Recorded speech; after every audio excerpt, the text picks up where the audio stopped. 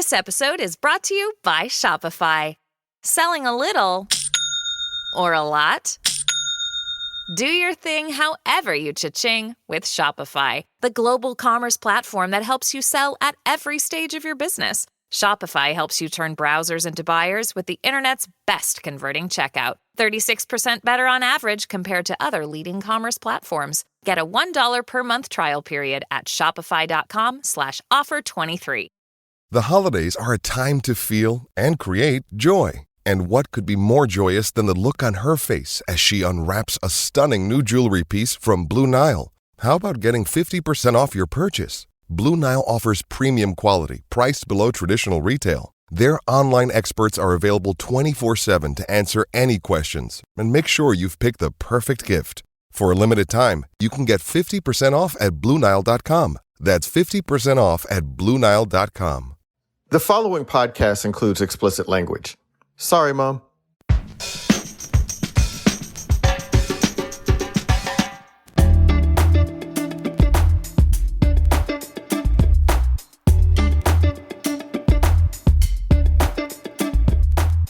Hi, I'm Josh Levin, and this is Hang Up and Listen for the week of December 11th, 2023. On this week's show, we'll go auga when discussing Shohei Ohtani's record-setting $700 million deal with the Dodgers. The Washington Post's Ben Golliver will also join us to assess the NBA's first ever in-season tournament. Sound effects could come in that segment too. And finally, we'll talk about a piece by our own Joel Anderson about his time at ESPN, what the worldwide leader has turned into now, and the time he did not tweet about Roseanne Barr. I'm in Washington, D.C. I'm the author of The Queen and the host of the podcast 1 Year. Our new season, 1 Year 1990, is out now. The episode on George H.W. Bush's war on broccoli got released last week, and we have just 2 more to go, so catch up now. Also in D.C. is Stefan Fatsis. He is the author of the books Word Freak, A Few Seconds of Panic, and Wild and Outside. How do you feel about broccoli, Stefan? Not a big broccoli fan. I'm more of a baby broccoli supporter. Baby broccoli? Broccolini's great. Oh, broccolini. What about Rob? Rob, I think before broccoli, but after broccolini. What about O-flower? Cauliflower below all of them. I was referring to Brock O-flower, but that's okay. Brock O-flower. No, I've never had What about Brock O-flower. Berlin, Joel? You remember him? Oh, yeah. He's one of a Shreveport Evangel great, if I'm not mistaken, correct? Thank you. Thank you for following along with me. You're the picture of health this week, Joel Anderson, back with us. I wanted to ask you if you had any week-old stale college football takes that you needed to fire off since you weren't with us last week. I had him at the time, and a lot has changed since then. But the one thing I would like to say, because we're not going to talk about it, and I think it is sort of representative of how far it's fallen in the public imagination. No, you're not going to do it. Does anybody know who the Heisman was? Does anybody know who the Heisman was? I was. Did anybody know who won the Heisman on Saturday? I was preparing for you to say this, and so this is my material, my counter argument. You prepared for me. Oh my God, am I that predictable? Do you know what they call the least popular, least well-known Heisman Trophy winner? A Heisman Trophy winner. Yeah, right. Yeah, okay. Yeah, Heisman Trophy winner. Jaden Daniels going down in history with Eric Crouch. And did Vinny Testaverde win too? I don't think so. Did you see all of the Heisman winners on stage? Gino Torretta looks like he's about 80 years old. But isn't that kind of what's happening to all of us, though? I mean, Gino Torretta won in 86. I mean, that was a long time ago, man. It was that long? I don't think it was. I thought he won in the 90s. Oh, 91. I'm sorry. It was in 91. I'm sorry. You still got Testaverde on the brain. Wow. The most prominent New York Jets quarterback of the last couple generations. Congratulations, Jaden Daniels, on an amazing season. Congratulations. Yep. 9-3. Good job, guys. Amazing season. Incredible. What was his signature Heisman moment, Josh? Just real quickly. Do you have one for us? 75-yard run against Florida, leading the team to a win against the hated Aggies. Missouri, bunch of top teams. We are going to talk about Shohei Ohtani in just a few seconds. But first, Slate Plus members, thank you for being yourselves and being members. We couldn't make the show without you, so we want to express our appreciation.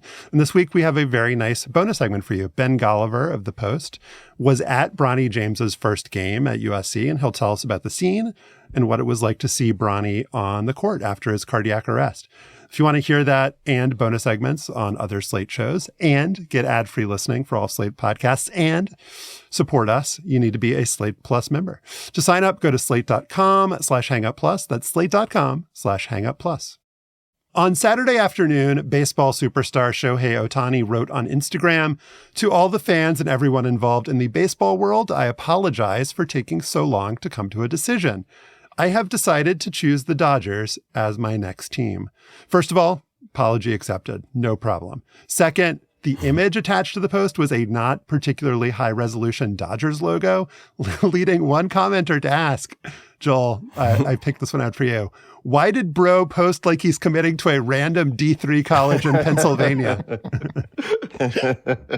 I mean, it did look pretty junky, in all fairness. But the specificity of that reference, it was like a low-level college recruitment Instapost.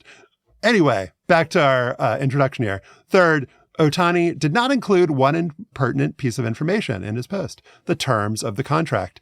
And those are, 10 years and $700 million, what is believed to be the largest contract in the history of pro sports. Take that, Saudi Arabia. Stefan, it was not any surprise that the 29-year-old Japanese pitching and hitting phenom left the Angels, since they hadn't made the playoffs in his 6 seasons with the team, despite Ohtani winning 2 MVPs. The fact that he went to the crosstown Dodgers, also not really a shock. They've been considered the favorites to get him for kind of years now. But I have to admit, I was stunned by the dollar figure. That is a crap load of money, Stefan. No, Josh, there are no crap loads. There's only the market. And Saudi Arabia would like a word about Ohtani's paltry $70 million a year deal. Cristiano Ronaldo and Karim Benzema, they're getting the identical $214,534,727 annually to play soccer in the kingdom. But for how many years? Lionel Messi's complicated 4-year Major League Soccer deal, $168.5 million per. Take that, baseball. But the Ohtani deal does make you think that the best baseball players have actually been underpaid. The contract extensions of Giannis and Damian Lillard with the Milwaukee Bucks are each worth $61 million a year, and they play for the same team in a sport with a salary cap. After Ohtani, the biggest average annual salaries in baseball, which does not have a salary cap, belong to Max Scherzer and Justin Verlander, $43.5 million each. Wasn't it cute, Josh, when the Mets signed them for the same price? Other owners in baseball are going to argue that Ohtani is an outlier who breaks all the rules. His deal is like paying 2 players and a Hollywood megastar. Agents, however, will note that Ohtani just had elbow surgery, won't be pitching until at least 2025, so he's just one player. There might not be another $700 million deal on the immediate horizon. Yes, the length and value are what make it crazy, but there are going to be some big ones. 25-year-old Japanese pitcher Yoshinobu Yamamoto is the next big name on the current free agent market. I don't believe he hits. Juan Soto, whom the Yankees traded for last week, just turned 25 and will be a free agent after next season. This is a market resetter no matter what. We can get into the details, but it also looks like a great deal for the Dodgers, Joel, in terms of talent, cost, contract structure, and domestic and foreign marketing income. It might actually undervalue Shohei Ohtani. Really? So I'm interested in you saying that because, I mean, the one thing we know about these contracts over the years, whether it was from Bryce Harper, Mike Judge, whatever. Aaron Judge. Mike Judge makes a lot of money too, though. Why do I keep saying, Mike Judge? Does Mike Judge make more money than Aaron Judge? Probably not. I assume not. But no. Those King of the Hill residuals, man. I was a big fan. Didn't you like King of the Hill? I did. But nonetheless, Aaron Judge, the right Judge, those contracts, by the time you get to the end of them, I mean, Ohtani will be 39 years old when this contract runs out. And I guess that's not really for anybody at the Dodgers today to worry about. We don't know what the world is going to look like in 10 years. And we understand that compared to what that deal will be in 2033, that this is a bargain, assuming there's still growth and all the other things that we assume about sports. But I guess we'll find out. But yeah, to find out that he won't be pitching, I guess I think it's a good day for Ohtani. It's a good day for MLB, but I'm a little bit, I don't know. I mean, how much is this really going to do for the Dodgers, I guess? And I know that Ohtani is a great player, the best in recent memory in Major League Baseball, and there's a lot of competition for that now. But I guess I'm curious to see how much of a bump he actually provides the Dodgers themselves. But I mean, for baseball, it's amazing. I mean, they get him out of the Bermuda Triangle. That's the Angels of Anaheim, right? Like they no longer lose him down there, and he gets to a team with a true national following. So that part of it is great. But like, what will this look like 5-6 years from now? A guy that's had some injury troubles, which all baseball players ultimately do anyway. But I mean, we'll see. But I'm always just really skeptical of the hype of like, oh wow, they got the big free agent and it's going to work out. And I just, the history of sports shows that it's not always that simple, right? It often or typically doesn't work out. The way that free agency works is that players get to this moment, this opportunity to really make money when a lot of their value is in the past. And with Ohtani, he's an unprecedented player, and there are unprecedented questions that his, ability to pitch and hit simultaneously raise. Will the extra wear and tear mean that his career is going to be shorter? He's not going to pitch at all in 2024. And Keith Law in The Athletic kind of made the argument that when he does come back, the kind of smart money would be on him pitching very well, but not pitching very many innings. He's already had 2 elbow surgeries. So even in the best possible case, a season like he just had with just being maybe the best hitter in the game and one of the best pitchers simultaneously, like you can't discount this guy. Like he's done things that no player has ever done or come close to doing. But I think the Dodgers probably are not counting on him being the best pitcher and hitter in baseball for the next 10 years. But there are players who've only hit who they sign a big money deal like Albert Pujols and are not even good hitters again, like from the moment that they sign the contract. And so much of this deal, Stefan, I think is predicated on him being a marketing juggernaut. And I found it interesting reading the stories that the marginal kind of value here for the Dodgers, it's not necessarily in ticket sales. They've kind of maxed out a bit. It's not like there's a huge number of empty seats in Dodger Stadium every game. But I mean, it's obvious to say this, but the fact that he's Japanese, the fact that like fans in Japan were like celebrating this contract like it was a World Series victory. I mean, the things that it does for this team in terms of its ability to market itself internationally, the fact that he is the only player in this sport who transcends the sport. And it's not even close. It's like it's not 1A and 1B. It's like 1 and like 17. Like there's just nobody else who has any sort of Q rating. The fact that they have secured this guy, that he's probably going to be on the team for life, and that he's going to cement the relationship that the Dodgers have with international fans, I think it's a bet on that as much as it is anything that he'll do on the field, because even the best player we just saw with the Angels has a kind of limited effect. I mean, it's not like signing LeBron. Like there's no, I don't think he's going to take the Dodgers from, not having a chance to having a chance. They're already a good team. So he'll help, but he's not going to, it's no guarantee they'll win a World Series. No, there's no guarantee that he'll win a World Series. But they are now a really frigging good team. I mean, the Angels had Mike Trout in addition to Shohei Ohtani and didn't sniff the playoffs. So there's no guarantee that Ohtani puts them over the top. And that is one of the differences with basketball, of course. 5 guys on the court versus 9 players, 10 players on the field. But what Ohtani does is it solidifies Los Angeles as you said, the international market. Fans around the world, and it's not just Japan, love Shohei Ohtani. This isn't dissimilar to when Hideo Nomo came to the Dodgers 30 years ago. The Dodgers just offer a different kind of cachet and Fernando Valenzuela, international fans, or Fernando Valenzuela coming from Mexico. So this is huge. And in terms of the money, we get completely hung up about, $70 million. They're structuring this deal so that a lot of the money is deferred. It's only going to hit the Dodgers only for $40 to $50 million annually. They may actually have a lower total payroll next season than they did in 2023. They still are believed to be front runners for the Japanese pitcher and maybe other free agents. I mean, the Mets are still paying Bobby Bonilla. I mean, baseball gets over this. They have plenty of frigging money to afford to spend this amount on one player. Stefan just has $70 million in his couch cushions, Joel. He's just completely yeah, right. It's not a big deal. Completely unfazed. What the Dodgers do. I mean, so you guys tell me this. I mean, and I know it's sort of an article of faith among the folks that cover this, that this is good for baseball. And it probably is. And it's certainly good for the Dodgers that he goes to an international market like LA, right? You're talking about the model for all the other players that they've had before. But if you're in a small market, I mean, this is what I would ask.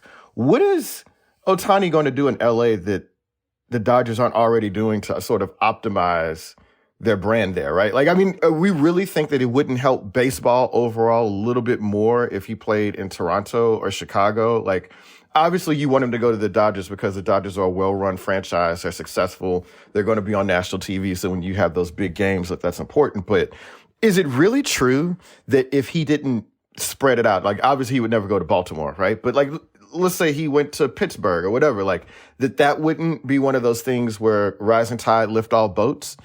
You know what I mean? Because like I really don't see like what he's going to do in LA that the Dodgers aren't already doing currently. I would say that it's a success for a well-run organization. So it's not just that the Dodgers are in LA. It's not just that they have the kind of iconic blue and white LA caps. It's not just that their games are on national TV because they have a big fan base. It's because over the last decade, the organization has, despite, spending a huge amount of money, built itself up rationally and reasonably through a farm system, has been a consistent winner above any other team in the league. I mean, the Astros have been over a shorter time span. The Dodgers' run of success has lasted even longer than the amazing Astros. Just trying to win Joel over here. The Astros have more World Series titles than the Dodgers over that time. So I would agree with you if Ohtani was going to the Mets or if Ohtani was going to even the Yankees. In fairness, like, I think it's not just let's plop him in any kind of big market, because the Angels are in a big market too. But the issue with him going to the Blue Jays, what was always going to be the issue, even though there was all of this kind of irrational exuberance and bad reporting that he was on a plane there and was going to sign, is that there's no reason to believe that the Blue Jays wouldn't just be the Angels again. They have no particular competitive advantage over the Yankees or Red Sox or the Rays or the Orioles. Like, they're probably, in terms of long-term success, like in fourth place in that division, only ahead of the Orioles in recent years. And now they're behind the Orioles in terms of recent success. And so it does nobody any good if Ohtani is like playing in irrelevance again in October.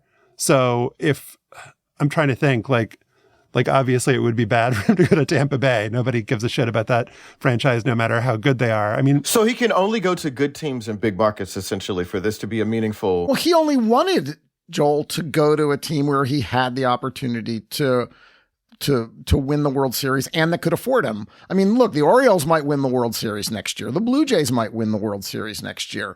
But by going to Los Angeles, what Shohei Ohtani does is maximize the odds that he can win a championship, and do it in an environment where he is surrounded by other great players. Mookie Betts, Freddie Freeman, Will Smith, Max Muncy. This is a really good team.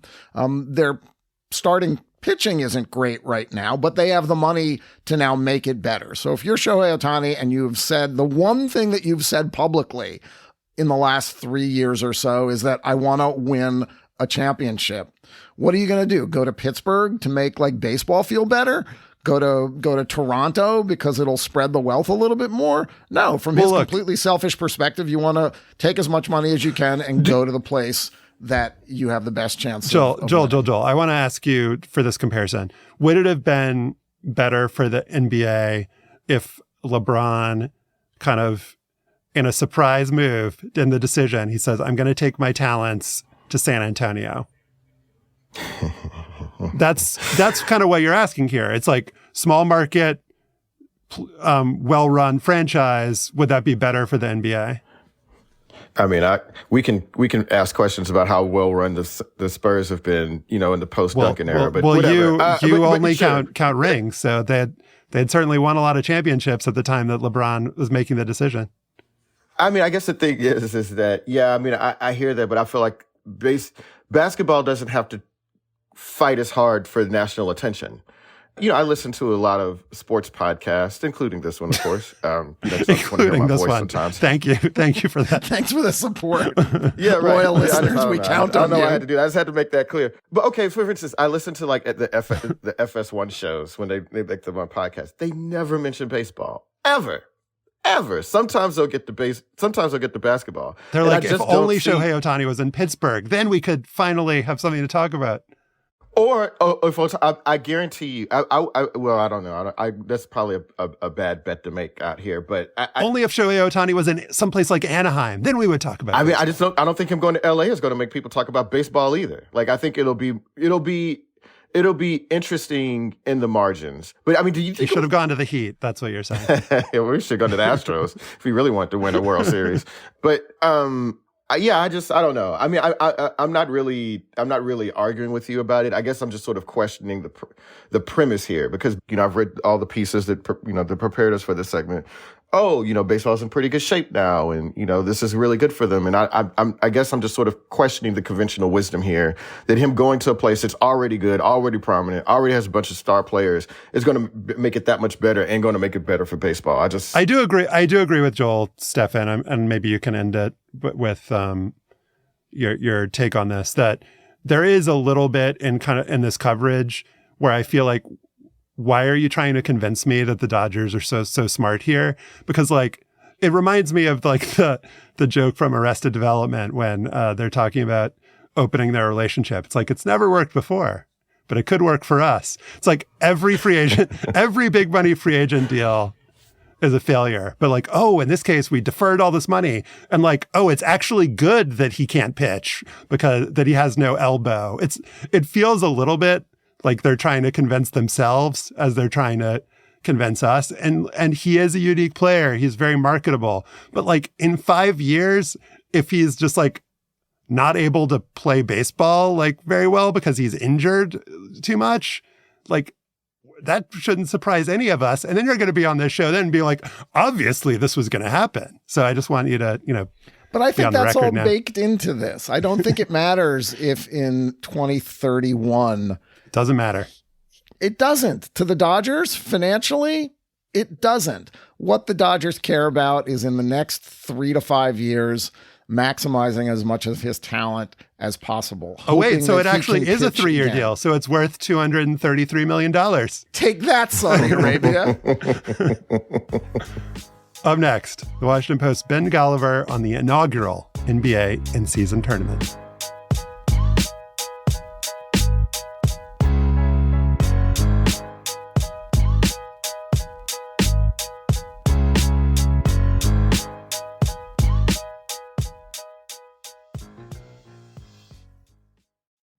Still searching for a great candidate for your company? Don't search, just match with Indeed. If you need to hire, you need Indeed. Indeed is your matching and hiring platform with more than 350 million global monthly visitors, according to Indeed data, and a matching engine that helps you find quality candidates fast. Ditch the busy work. Use Indeed for scheduling, screening, and messaging so you can connect with candidates faster. And Indeed doesn't just help you hire faster. 93% of employers agree Indeed delivers the highest quality matches compared to other job sites, according to a recent Indeed survey. Leveraging more than 140 million qualifications and preferences every day, Indeed's matching engine is constantly learning from your preferences. So the more you use Indeed, the better it gets. And listeners of this show will get a $75 sponsored job credit to get your jobs more visibility at Indeed.com/hangup. Just go to Indeed.com/hangup right now and support our show by saying you heard about Indeed on this podcast. Indeed.com/hangup. Terms and conditions apply. Need to hire? You need Indeed. Minutes after the LA Lakers won the first ever NBA Cup, Commissioner Adam Silver launched into his closing remarks. Just days after curiously likening his foreign diplomacy skills to the recently departed Henry Kissinger, Silver used the moment to have a little fun with LeBron, someone who's made no secret of his desire to someday own an NBA team there in Vegas. Here's a clip. And the last trophy, the MVP Cup for outstanding play throughout the entire tournament, to a man who, frankly, there's nothing else to win in this league. The only thing I could say, I'm sorry, but it doesn't come with a franchise. LeBron James, the MVP. LeBron doubled over in laughter, some of it probably fake, and then gave Silver a long hug. All in all, it's pretty good to be the king. The Washington Post's Ben Golliver, friend of the show, was in Vegas this weekend to cover the final 2 rounds of the in-season tournament. Ben, welcome back. Oh, it's great to be here. I feel like I'm becoming the beat writer for sort of borderline relevant basketball tournaments between this and the FIBA World Cup. So I'm glad to fill that role for you guys. Well, I mean, we wouldn't think of having anyone else for that role. But in your game story from Saturday night, you reported that LeBron ate grapes and was packed in ice at his locker in the Lakers' muted post-game celebration. You also wrote on Monday that in terms of atmosphere, quote, the Las Vegas games left a lot to be desired. Can you say a little bit more about what Vegas was lacking? Well, this is a brand new tournament, so I think everyone's trying to fit it into the overall NBA just world. Obviously, it's not going to be as good as the finals where guys are crying on the trophies at the end of like an 8-month journey. It's probably going to be better than Summer League, where everybody's just kind of in and out and trying to, the young players are trying to make a name for themselves. It was a little bit like the bubble in that the crowds were not excellent. Obviously, in the bubble, there were no crowds, but the crowds weren't really invested heavily into these games at the neutral site in Las Vegas. And then for somebody like LeBron, though, when he won the bubble championship, I mean, he was euphoric. He was laying on the ground, calling his mother, spraying reporters with champagne. And it was a very muted, kind of lukewarm celebration after this tournament because, after all, it is still December. It's still a regular season event.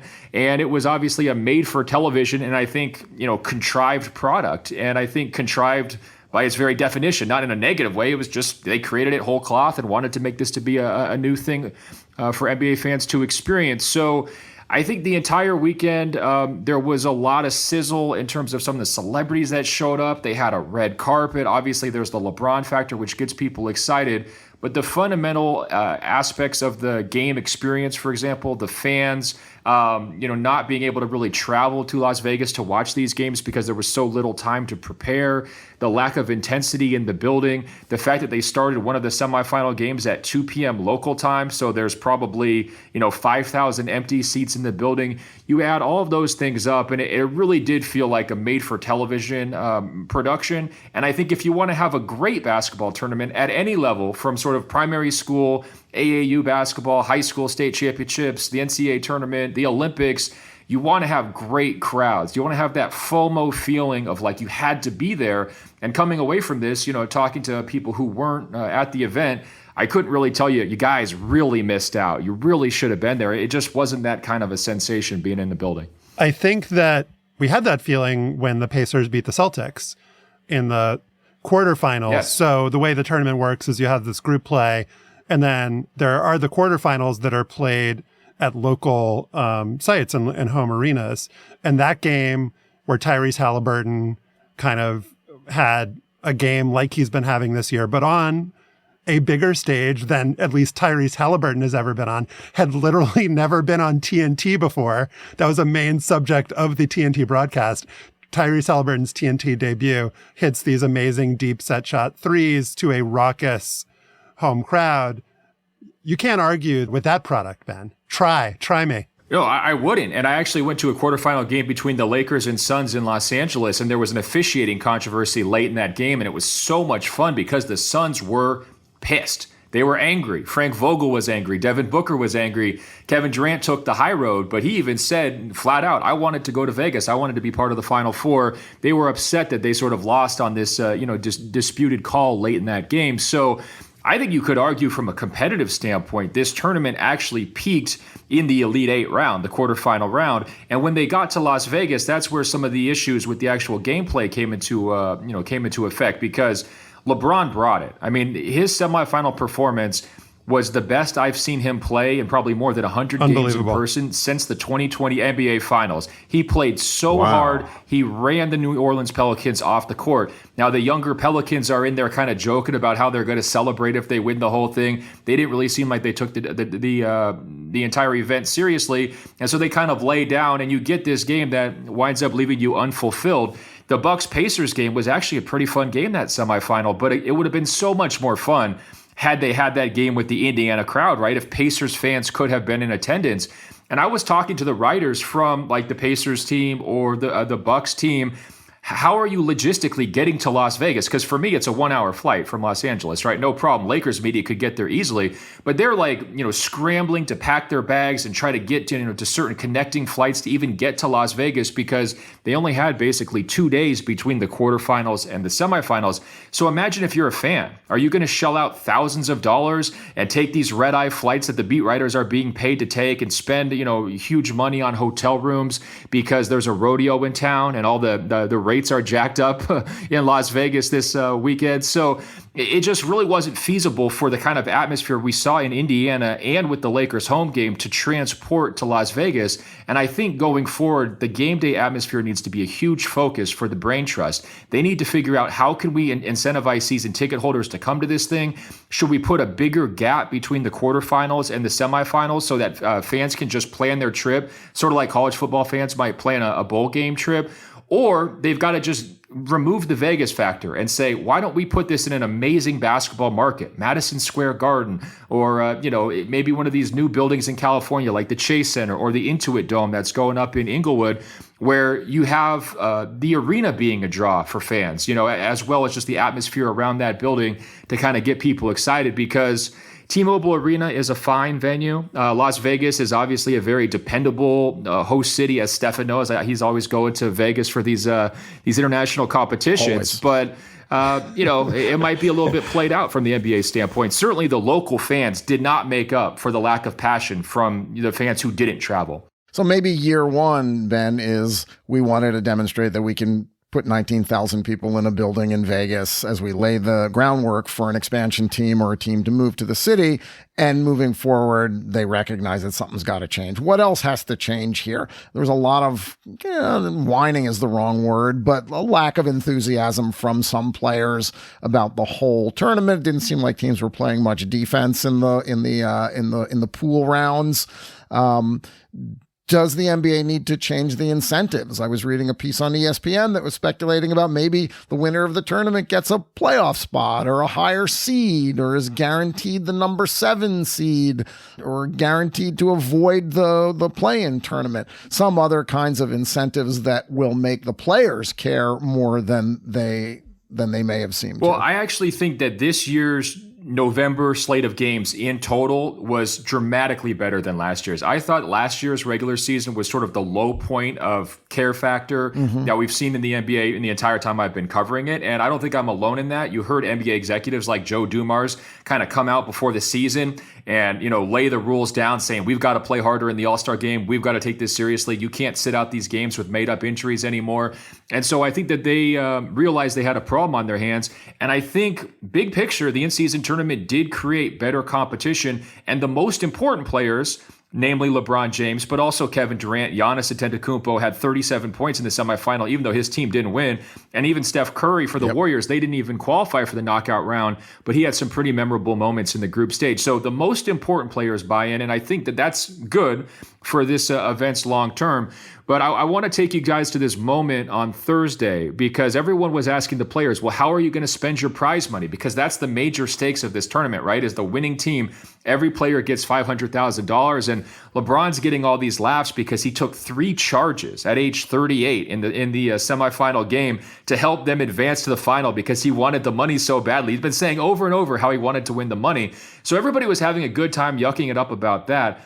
But then a few minutes later, D'Angelo Russell comes out and starts talking about the amazing, extravagant vacation he's going to go on for All-Star Weekend and how this tournament is paying for his, off-season trips as well. And good for D'Angelo Russell. I would love to have, all expense-paid trips, thanks to LeBron James. And, good for the younger players on the team who don't have nearly the same salary. So the $500,000 for them could be a huge, life-changing amount of money.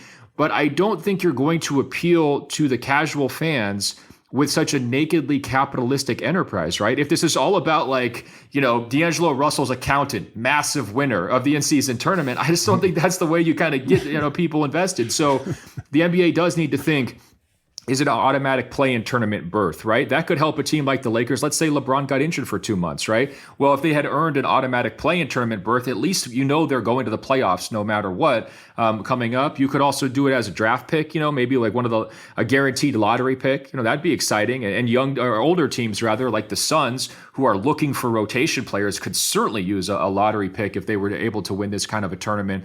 So that's for the NBA to decide. But they need to put something besides money because money alone is never going to kind of get through to people's hearts. So I have one shorter question and one longer question. The first one is that, something else happened in Vegas over the weekend, and I wonder if it had something to do with the atmosphere around it, which was the mass shooting that they had there at the end of the week. And I talked to one of the reporters that had been there too and mentioned that it just created a logistical nightmare. Did that have any effect whatsoever at all on what happened in Vegas over the course of the weekend, you think, Bill? No, Joel, I'm glad you mentioned that because it happens at UNLV, which hosts Summer League and hosts USA basketball events. So I've spent a year of my life on the UNLV campus, and it definitely had an impact. Just checking into the hotel, you kind of feel it from the hotel staff. I sat on the tarmac at LAX for 2.5 hours trying to get to the Las Vegas because it was a ground stop that afternoon. So there were logistical, challenges, I think, because of that shooting. In terms of the atmosphere in the building, it's definitely possible because most of the people were locals, right? So, you could hear it during the national anthem when they get to the word night, all the Golden Knights fans yell out night. And so you kind of knew that, okay, these are locals. These are not Pacers fans who are kind of in town for the weekend. But I don't think it was just that. I think it was the fact that this was basically the Lakers Invitational, right? It's LeBron's here. All the Lakers fans from Southern California, who a lot of them have moved to Vegas, are there. And it just felt kind of like a one-sided pep rally, especially on Saturday night.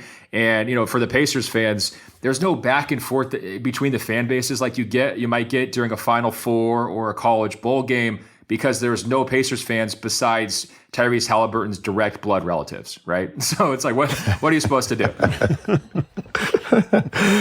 The other question is that, Ethan Strauss, in his Substack wrote something about how this was actually a disappointment given everything that the NBA put into it, promoting it, making it a big deal, and for it to basically essentially pull the TV ratings of a regular season game. He said that's a disappointment. What's your take on that? Well, across the board, the NBA is posting increases, right, from this event. So they're saying if you look at the same television windows from last year's games to this year's games, of course, there was no tournament last year. They're seeing increased television revenue. They said they're seeing increased ticket sales in the home markets for November games, increased social media buzz.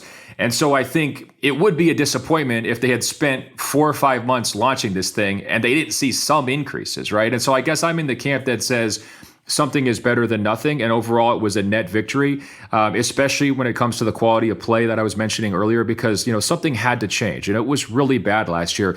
Go back to last year's All-Star game in Salt Lake City. Fans were leaving during the fourth quarter of the All-Star game because they were bored, because no one's playing defense. Wow. The very best players, LeBron and Giannis, are sitting out with these fake injuries, and they come back 2 days later, 2 days later, rather, as soon as the season, kicks back up, and they're back out there on the court. So I think that was sort of their come to Jesus moment. And I think it was a relatively, it was complicated. It's wordy. In season tournament does not roll off the tongue. They've got to work on some of these things as they kind of go forward and kind of smooth out the edges.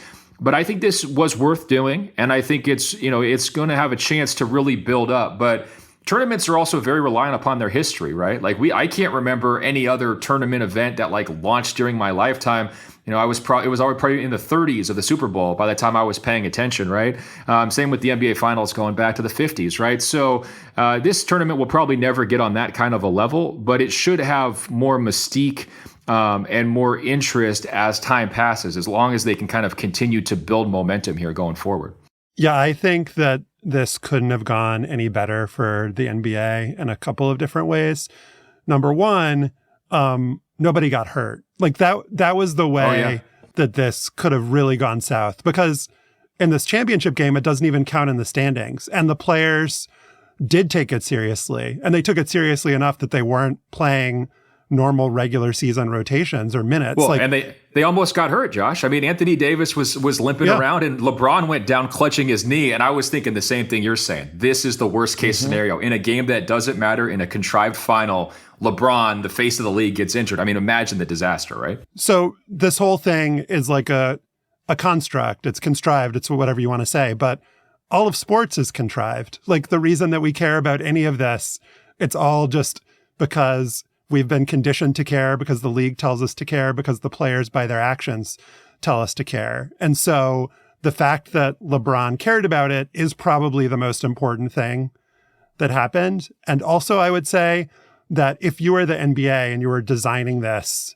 or hoping for an outcome, and maybe they generated the outcome with the Suns game, but you would want an established team with established superstars playing against a young up-and-coming team, Lakers and Pacers. And so I think you would have to, in the pro ledger here, say the creation of Tyrese Halliburton as a name, as a star, the creation of the Pacers as a young, exciting up-and-coming team that people know about, that has to be considered a huge win. But I have to, this is a little bit self-indulgent, but I have to ask you about the thing that was a huge loss for the league the weekend, which was the horrible performance by Zion Williamson. And after the game, it was just, and there have been a couple of these news cycles since Zion came into the league, but it just seemed like there's now permission from everyone in the league, whether it's like commentators like JJ Redick or like his coach, Willie Green, like for people to just call out Charles Barkley, Shaquille O'Neal, for people to call out Zion for not being in shape, for not running, for not trying on defense. And I just want to know like what it was like for you to watch Zion in that game, and what it's been like for you to kind of hear just the invective being rained down on him in the days since. No, it's such a painful experience because I was so high on Zion coming into the NBA as a potential face of the franchise. I'm sure I wrote a column saying he needed to save USA basketball by playing on the World Cup teams at some point and, become the kind of the heir apparent in a lot of ways to the current generation of superstars. And, I went out on my way to go watch him play in college at Cameron. And of course, I got the game where he blows his shoe against North Carolina. So I got to see him play for 15 seconds, right? And it feels like that has been symbolic of his entire NBA career. When is the breakthrough coming? This guy's made all-star teams. I mean, I saw him play in Los Angeles 2 weeks ago. He destroyed the Los Angeles Clippers, just single-handedly carved them up with all these beautiful kind of floating layups and powerful drives through the paint. And Ben, the one game I saw him play last year in person was the game that was the high point of his career, where he scored 43 against the Wolves and had that steal at the end of the game and dunked on them. And it was just like pandemonium in the arena. And then the next game, he hurt his hamstring and didn't play the rest of the year. Well, you're singing my tune, because I also remember seeing him throw down 2 insane alley-oop dunks in the last game before the pandemic in the 1920 season up in Minnesota. I remember seeing his first game down in New Orleans, which I thought was going to be this major party, but instead it was just sort of a hangover from LSU winning the national championship, so they didn't really care. But he had all those 3-pointers in the second half, and it was like, oh my God, the second coming is here, right? But the other shoe always drops with him. And the whispers about his habits, his commitment to the sport, his maturity began immediately when he got to the NBA. And some of that was because of the off-court legal drama his stepfather was involved in, around, potential eligibility and all that kind of stuff when he was in college. But his eating habit stuff was talked about, kind of whispered, immediately, like day one in the NBA. So I actually think a lot of the commentators who are coming out now and voicing those concerns, they've just become fed up of holding their tongue. It's like, we've known this has been a problem for 3 or 4 years, and so we're just going to get that off our chest. But it was a disappointment because the Pelicans have a real high ceiling. They've got a nice team. It wasn't just Zion failing, too, by the way. Brandon Ingram had a no-show game in the semifinal as well. They just proved that they weren't quite ready for prime time. And what I liked about that semifinal game, even though it was a terrible blowout, was that it felt like LeBron was in role model mode. He's not quite ready to hang it up, but it does feel like he's trying to lead by example at this stage of his career. I don't know if you caught that exchange where he was lecturing Ime Udoka about using the B word. LeBron just hates the B word, and so he's like on a personal crusade to not have people talk about the B word. But it was also like, hey, Zion, I'm going to show you what it looks like when someone takes their career seriously and plays at the top of his ability. And I'm going to just, a couple of the charges he took were on Zion. I'm just going to make you look bad. And now step up your game. And I felt like that was the message I would have taken if I was Zion. I was like, wow, I got a long way to go to ever get on this guy's level. Well, Ben, or even Josh, you guys help me with this. Is he actually out of shape then? Obviously his habits are bad, but the thing is, look at Zion bring the ball up the floor, and the implication is that, he's a little flabby. Is that true or not? I will say this, just ignore his body. Just look at what he does on the court. He doesn't run hard. And whether he's not running hard because he's out of shape or because he's not trying, it's sort of immaterial. I mean, Ben, in the first few minutes of the Lakers game, every point that the Lakers scored was because of Zion's bad defense. Not closing out, not rotating. And I mean, you answer how you want to answer if you think it's out of shape or not hustling. But it was just glaring on the court that game. Well, I think we need to look at a lot of his injuries are lower body injuries. And I think since he's been in the NBA, those injuries have really sapped his lateral quickness, especially defensively. So he's become this turnstile on defense. When he was in college, he was incredible at closing out. Remember that famous block shot he had where he's flying through the air? Everybody screenshots it. He blocked that guy's jumper. He just doesn't do that anymore. He doesn't have, I don't think, the endurance or the willpower, either one, maybe both, to want to really lock in and work hard on that end. It was a problem for the Pelicans coaches before Willie Green got there. It's something that they were talking about throughout his first couple of years. And I think the injuries have kind of made it worse. In terms of is he overweight or not, look, he's always going to be big. Even when he's looked incredible, he's looked way bigger than everybody else on the court. I think he suffers kind of from this modern NBA where everybody's going thin and mobile. And you look at the up-and-coming young high school prospects like Cooper Flagg. I mean, that guy moves around the court so quickly and effortlessly. He's light on his feet. And obviously, he's a teenager, so he's a little bit skinnier than most. But mobility is key right now. Chet Holmgren, Victor Wembanyama, and Zion is just on the other end of that spectrum. And I think it stands out worse. It wouldn't be so obvious, I don't think, if this was, 2012 or 2013. But the NBA has just gotten so fast, so relentless, and he's struggling to keep up. So we'll bring back Ben for the bonus segment where he'll talk about the debut of USC freshman guard Bronny James. Maybe you've heard of him. He's the eldest son of the NBA Cup MVP. But in the meantime, thanks as always for joining us, Ben. Oh, my pleasure, guys. In the next segment, Joel Anderson.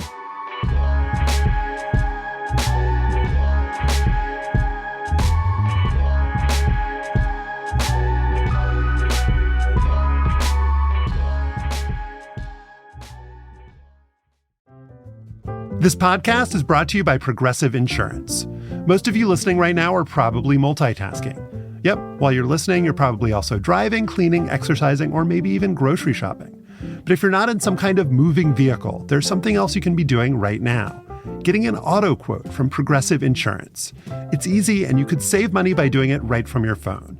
Drivers who save by switching to Progressive save nearly $750 on average, and auto customers qualify for an average of 7 discounts. Discounts for having multiple vehicles on your policy, being a homeowner, and more. So just like your favorite podcast, Progressive will be with you 24/7, 365 days a year, so you're protected no matter what. Multitask right now. Quote your car insurance at Progressive.com to join the more than 28 million drivers who trust Progressive. Progressive Casualty Insurance Company and Affiliates. National average 12-month savings of $745 by new customers surveyed who saved with Progressive between June 2022 and May 2023. Potential savings will vary. Discounts not available in all states and situations. If you like using debit over credit, Discover Cashback Debit is definitely a game changer. It's a checking account that rewards everyone with cash back on everyday purchases, which means you can get cash back on tickets for the game, snacks, team merch, all with no fees, making this season a total win. Check out eligibility and terms at discover.com/cashbackdebit. Discover Bank, member FDIC. 6 years ago this week, a little-known, recently hired ESPN college football and basketball reporter attended his first big company meeting. Talent Gathering 2017, it was called. With ESPN under attack from the White House, anchor Jamel Hill had recently called the president, Donald Trump, a white supremacist. Executives rolled out a new stick-to-sports social media policy. They also reassured everyone that the company's future was bright. Well, 6 years later, the right-wing culture war has moved on. ESPN's future has not proven to be very bright. And that little-known newbie reporter, his name is Joel Anderson. And last week, he wrote a story for his new employer, Slate.com, titled, "It Was Never About Sticking to Sports." Joel Anderson joins us now. Hi, Joel. Hey, glad you guys had me today. Thanks for having me on. Joel, you write in your piece, ESPN now has the feel of an aging boxing champion, still the titular ruler of its weight class, but increasingly vulnerable. Indeed, since that meeting you attended, ESPN has laid off hundreds of people. Profits are down. Viewers are abandoning the pay cable channel, cutting the cord. The stick to sports stuff seems like a distant and inconsequential memory. So much has happened since then, and even the round of layoffs from this year, where a lot of, like some of the biggest names, Mark Jackson, Jeff Van Gundy, Pablo Torre, Bomani Jones, so many people that stood for, the ESPN that a lot of people enjoyed and talked about endlessly, or even the ESPN that people hated, over the past decade. It seems like that era was sort of winding down. And so not long after those layoffs, I thought maybe there's something to say about this.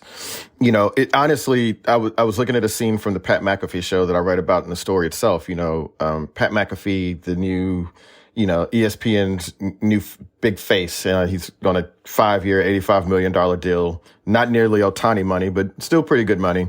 And he's asking Aaron Rodgers, the Jets QB, about what he was going to be for Halloween. And Aaron Rodgers follows up with this joke about his vaccination status or whatever. I got a clip here.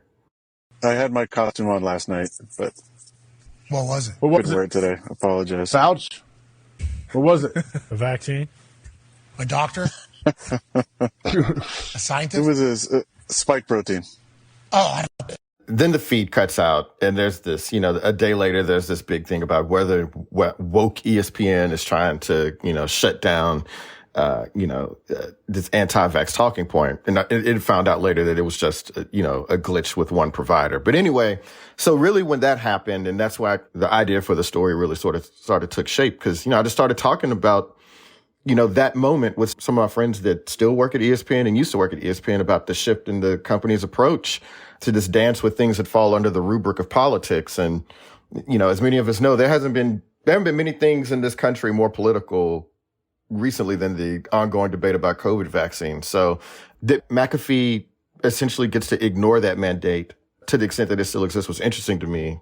And especially in large part because of how much they got us to, assiduously avoid any type of controversial political talk while I was there. So that's how we got here. That's how I ended up on the show today. Well, in a manner of speaking. Is it true that the reason that you wrote this piece is that you wanted an excuse to tell the story about how they told you not to tweet about Roseanne? I've told that story before, but I think it's funnier to have it in print. But yeah, man. Also, I wanted to let people know that I had a room in Cancun that had a rooftop pool. So that was pretty cool. I did say the ESPN paid very well. But no. I thought it was really so ridiculous. You know what I mean? I was on vacation and I was totally gone. I've never tweeted about Roseanne, and I knew enough not to talk about something like that.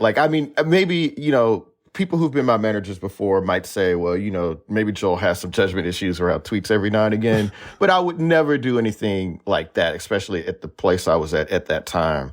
I still vividly remember running downstairs, looking at my phone and being like, oh shit, this is my editor. And then for it to be that call about don't tweet about Roseanne, it just is something that is stuck in my head. I'll never be able to get it out. It'll be one of the things that I'm going to probably take to my deathbed, I'm sure. What do you think is the biggest change that's happened since you've been there? And what do you feel like is exactly the same? Like, I guess, or another way to phrase it is, do you feel like the hiring of Pat McAfee, the creation of this like kind of special class of superstars at ESPN, do you feel like that is a shift, or is that a continuation of trends that you already saw? It's a continuation of a trend. And I think moving him to the center of the company in this sort of new mandate is what's interesting. I mean, there have always been Pat McAfees there. You know what I mean? Like, there have been people on air that have been sort of provocateurs. Well, Stephen A. Smith is a Pat McAfee. Yeah, Pat right. McAfee is a Stephen A. Smith. Right. There have always been dudes sort of like that, on whatever ESPN2 or whatever, doing that sort of stuff. But that he's sort of the face of it now is a big thing. And, again, talking with friends that are there and not there, the one thing that has definitely changed is, I don't know about you, when I go to ESPN.com or if I'm on TV and I'm just looking for something that's like truly ambitious sports storytelling or journalism, there's much less of it than there is before. Like, there's still great reporters like Liz Merrill and Baxter Holmes. Mina Kimes is still at ESPN and does great work. Don Van Natta. Yeah, man, there's like still a lot of great people, but there's just much fewer of them. And I mean, Outside the Lines isn't on TV anymore. It used to be Sports Reporters was one of those great, like, it was sort of the the model for the talking at you sports journalists shows that are on. That left. And then just all the other sort of original programming and the interesting things that they tried, they're not doing that anymore. And, the magazine isn't there, as I mentioned. So you just see sort of this retreat from ambitious journalism to more of the provocateur stuff, the stuff where, you can turn on TV at any time and Stephen A. Smith and Pat McAfee may be behind a table arguing about something. And I feel like that is the real change. It's always been there, but just the loss of the harder stuff, the more interesting stuff, the more smart stuff, its absence is sort of glaring to a lot of us, I think. How do you put that in the context of the bigger problems that ESPN is facing? Cord cutting, the cost of rights deals with leagues, their need for investment. I mean, there's talk about, Disney has made it really clear that they're looking for partners, investors in ESPN, and that could be the NBA, it could be the NFL. It all feels Shohei like Ohtani. Shohei Ohtani could, yeah. The journalism is become such a marginalized part of ESPN, and this is really a retreat from seriousness in a lot of ways. Centering your network around a guy in a cutoff who once a week interviews. Put on a shirt, McAfee. That's the other thing. Please put on a fucking shirt, okay? Anyway, That's the shtick. Who once a week interviews like a right-wing troll, Aaron Rodgers. Like, that's the future of your network instead of smart people like, Pablo and others? Yeah, I mean, I guess there's a lot of ways to build an entertaining sports network. And I get it. Like, people probably don't always want to have it beat over their head, about whatever institutionalism, sexism, racism, transphobia, whatever. I get that, like, maybe you don't want to beat sports fans over the head with that stuff, but to totally just sort of abandon it, which is what it seems. I'm not saying that ESPN doesn't deal with that stuff in some ways anymore, but there's just much less of it. And so that was really jarring. And you ask me, like, why do I think they're doing it? I mean, well, that stuff is expensive. All the people, I mean, there are a lot. I mean, I made pretty good money and I was a nobody. You know what I mean? And so I can only imagine, like, what they were paying the people that really, like the Pablos and the Bumanis, and I actually know what they make. I'm not going to say it out loud. It was a lot more money than what I was making. You know what I mean? And so to get rid of that stuff, and it's stuff that, did okay ratings wise, but like it wasn't necessary. People don't get ESPN to watch High Noon or, whatever, His and Hers, whatever the old show that Jamel Hill and Michael Smith were on. They don't get it for that. Most people get ESPN to watch sports. And so that is just ESPN sort of right-sizing its original mission, which is showing games and trying to get people in that way. And, so you're much less likely at 4:00 to turn in and hear people seeing OTO about, I don't know, maybe the Sean McDermott stuff or whatever. So I don't know. I mean, hasn't it changed for y'all? I'm sort of curious about you guys, ESPN's habits. Like, do you guys find yourself reading and watching ESPN as much in the last few years as you did like even a decade ago? And with the understanding that all of us change, all of our tastes change. We're complex and, people, we have a lot of different interests, but like, do you guys find yourself engaging with their content nearly as much as you used to? I never watched it during the day and have always, in terms of the television network, kind of watched the games and the stuff around the games, except kind of on special occasions or if there's, some particular reason to. But it's not like I've been kind of grazing on ESPN television, during the workday. But as far as the website goes, I totally get what you're saying about this sort of layer of, deeply investigated, kind of well-wrought stuff that still exists, but is just a little bit thinner. That certainly rings true to me. There are definitely enough stories out there that are deeply reported and interesting for us to still fill a segment a week on this show.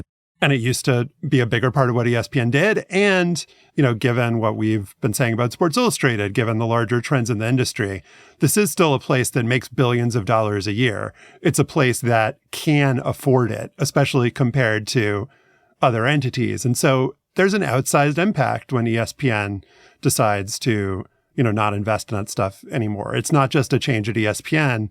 It's a change that affects the entire industry. And it's when the New York Times decides to, obviously The Athletic has a big footprint and there are a lot of people there doing good work and good stuff. But when the New York Times makes its decision about killing its sports department, that has an outsized effect as well. And I think, I'm curious what you guys think of this. For me, the word that kind of springs to mind is credibility.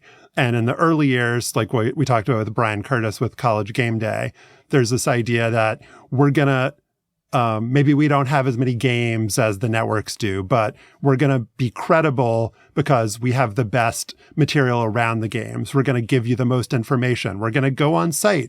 We're going to give you the most stats and the most details, and we're going to build up our credibility that way through our kind of authority. Then there's the era of we're going to provide our credibility by actually having the games.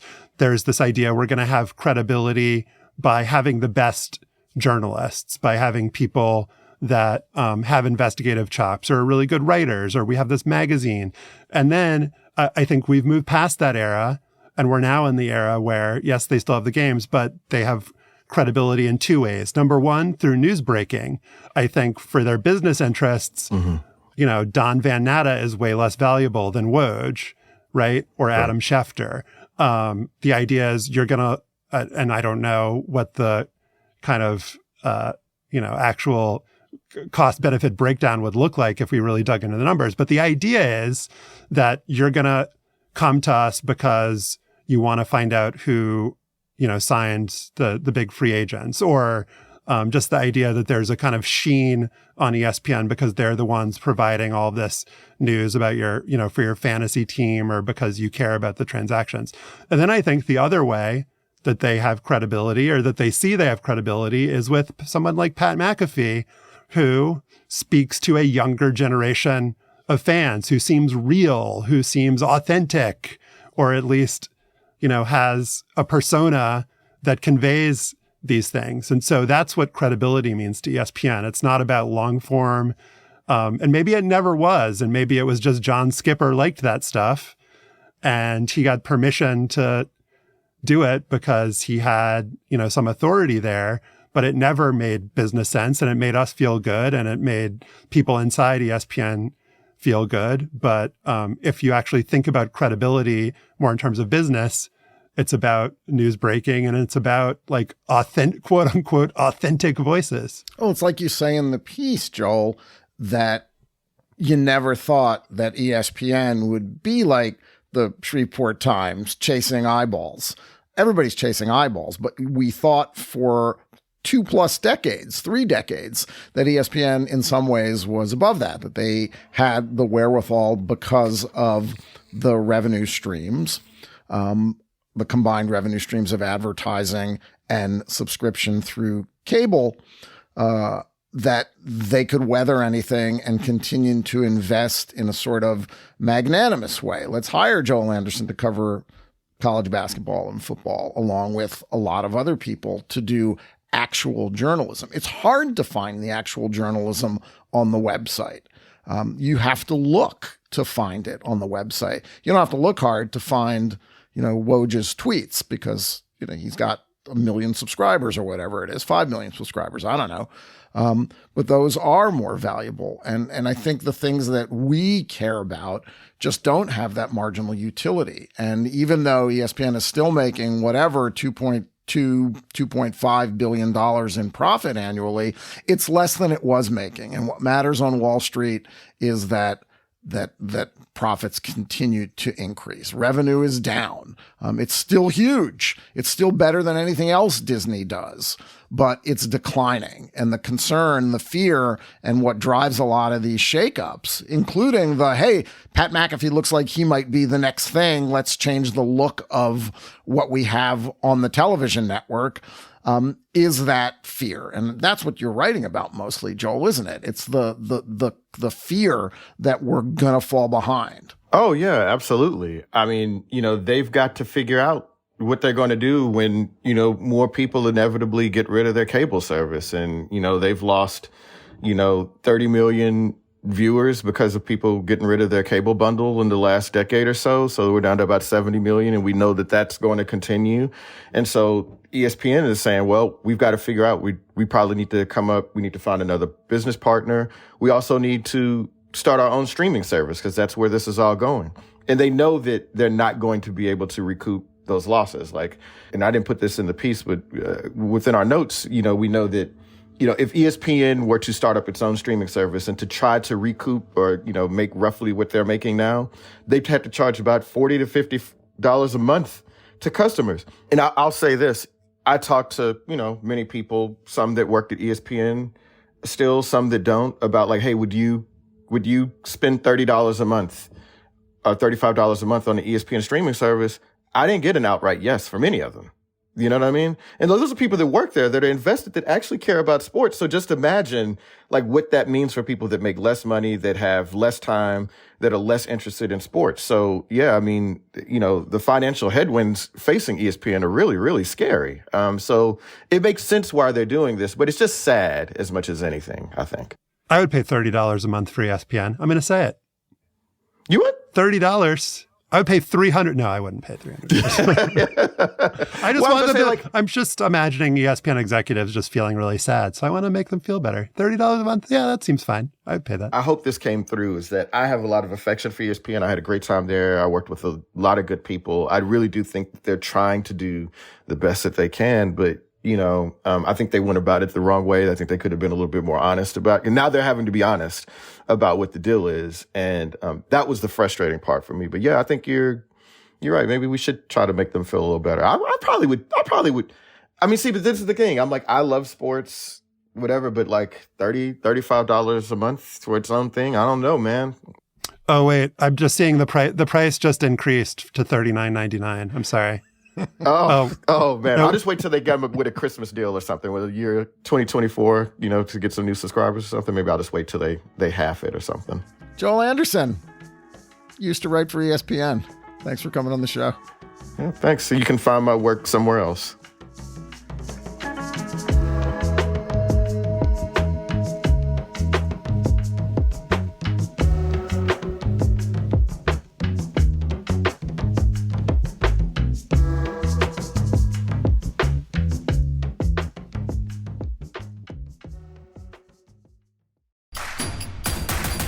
Introducing Royal Caribbean's newest ship, Icon of the Seas, the ultimate family vacation.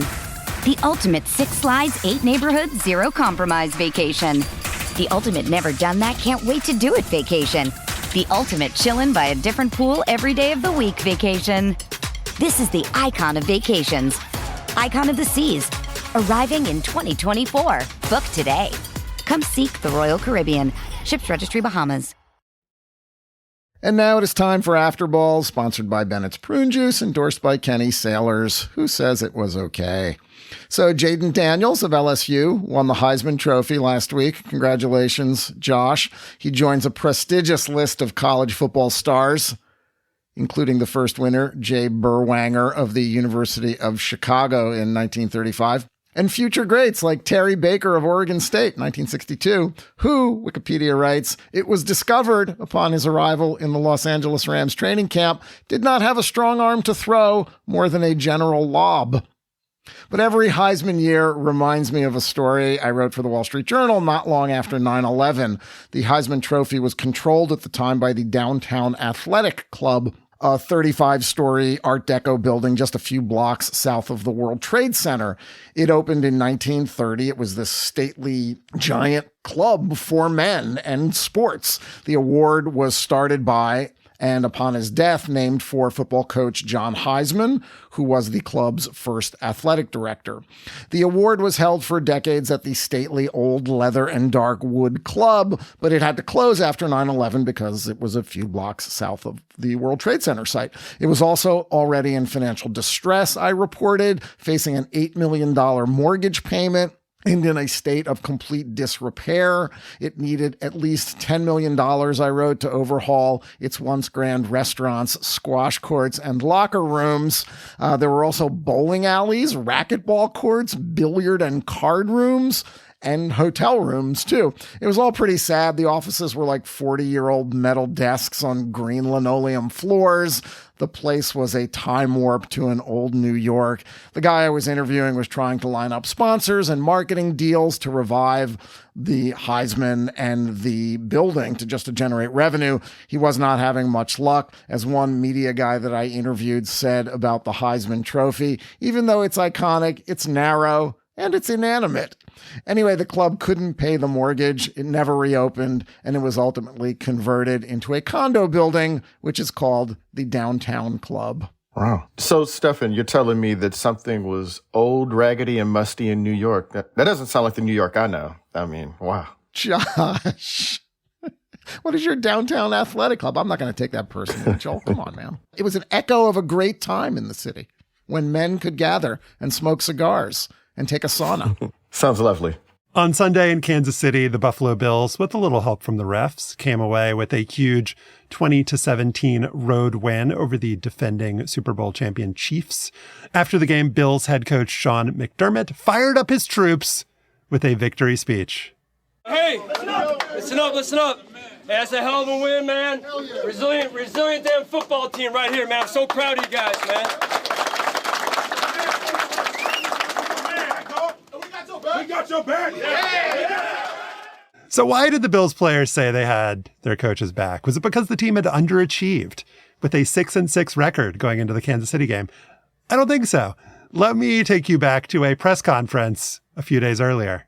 I regretted mentioning 9/11 in my message that day, and I immediately apologized to the team. I would say from life experience that it's never a good thing when you have to make a public statement that begins, I regretted mentioning 9/11. And Sean McDermott, well, he really earned those regrets.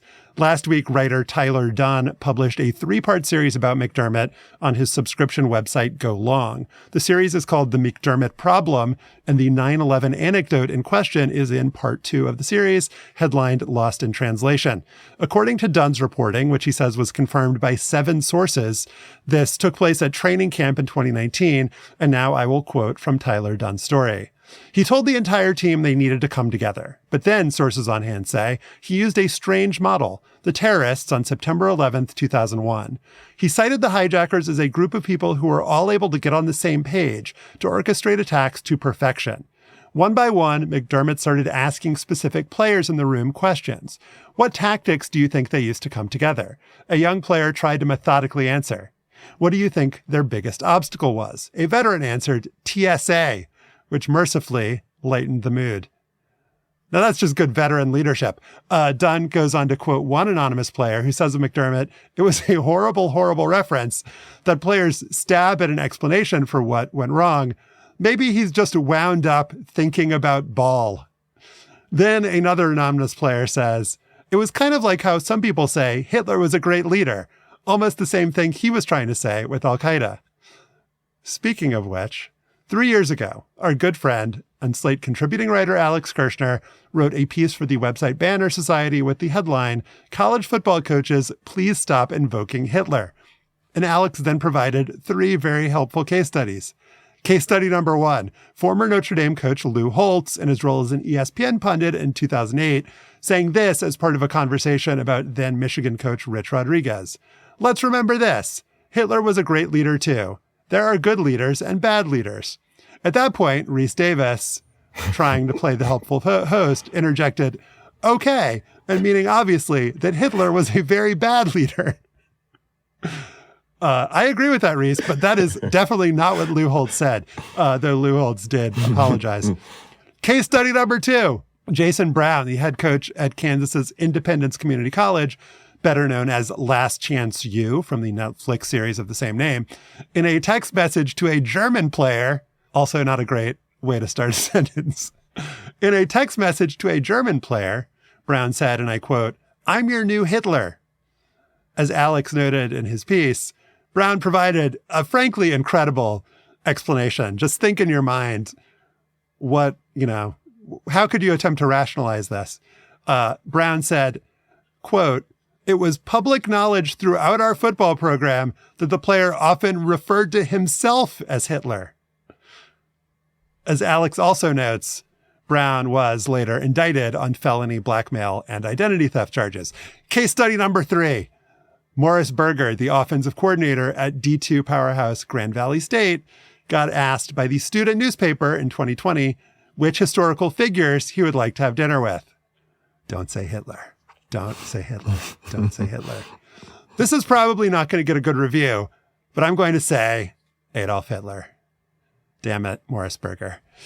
He continued, it was obviously very sad and he had bad motives, but the way he was able to lead was second to none. How he rallied a group and a following, I want to know how he did that. Bad intentions, of course, but you can't deny he wasn't a great leader. I think that double negative was unintentional on his part. Berger resigned a few days later. So what have we learned here beyond the obvious? I would say that Sean McDermott is far and away the most creative thinker among all these guys, which is probably not a good thing in this context. But you might recall that in 2013, Deadspin's Jack Dickey reported that Seahawks coach Pete Carroll met with a retired general who was inside the Pentagon on 9/11 and asked him, quote, whether the attack on the Pentagon had really happened. And according to a former NFL player named Ricky Ellison, who was in the room, Carroll also asked about every 9/11 conspiracy theory you can think of. We don't want to make this Afterball go on too long. We could also mention Washington Commanders defensive coordinator Jack Del Rio describing the January 6th riot as a dust-up at the Capitol. The point here being, Pete Carroll still has a job. Jack Del Rio actually still had a job until the Commanders lost to the Cowboys 45-10 this Thanksgiving. His defense being considered an offense to America. So I think Sean McDermott's probably going to be okay, Joel and Stefan. If he's not, maybe you could find a spot in Seattle, maybe as a defensive coordinator. But I'm just curious what you guys think of Sean McDermott's comments and, those players saying that they have his back. I mean, didn't that sound like what you say right before somebody is going to get fired anyway? You know what I mean? It's like, we got your back, coach. Like, you're not going to be here next year, so it don't even really matter. It felt, that's the kind of energy I got in that. We got your back, coach, because, come on. I mean, that guy's not going to return. Some of his players, were defended him very, very strongly. Ed Oliver, your guy from University of Houston, said that the person who leaked it was bad news. They were going after the leakers. Man, Ed Oliver hated Major Applewhite and he defended Sean McDermott. That's interesting. All right, well, hey, man, he's from the Did north you ever side have of a town. coach, Joel, who said something super uncomfortable like that? Oh, God, yeah. All the time. I mean, the one thing that always kind of sticks to mind is our coach was pissed at us after we lost a game to a team we should have beaten. And it's kind of it's the language of the 90s, but he basically said that we should paint a yellow stripe down our chest because we were yellow bellied, and chest belly. I guess we did all kind of meant the same thing. And we should go down Westheimer Road, which people in Houston, know is a fairly big thoroughfare, and go get ourselves a damn freak. He didn't say freak. And so, he used another F word. You know what I mean? So, that wasn't quite as inspiring. Great. No, it wasn't great. That was the only time it was a surprise. It didn't work. We still finished 6-4 that year. So I will say this, that if coaches out there now feel that their repertoire of inspiration is limited, Stalin still available, Pol Pot still available. You got to be creative, think out of the box, coaches. Idi Amin, maybe, Yeah, good idea. Also, Reese Davis, you're right for that as a teammate and wrong for that as a person who lives in the world, because for Lou Holtz to be impressed by Hitler's leadership is like the most predictable thing in the world. The dude campaigned for Jesse Helms, so we don't have to. He meant that shit. I know Lou Holtz meant that shit. He apologized, Joel. He apologized. Yeah, he had to, I'm sure. That is our show for today. Our producer is Kevin Bendest. Listen to past shows and subscribe or just reach out. Go to slate.com/hangup, and you can email us at hangup@slate.com. Don't forget to subscribe to the show and rate and review us on Apple Podcasts. For Joel Anderson and Stefan Fatsis, I'm Josh Levin. Remember Zalmo Beatty, and thanks for listening.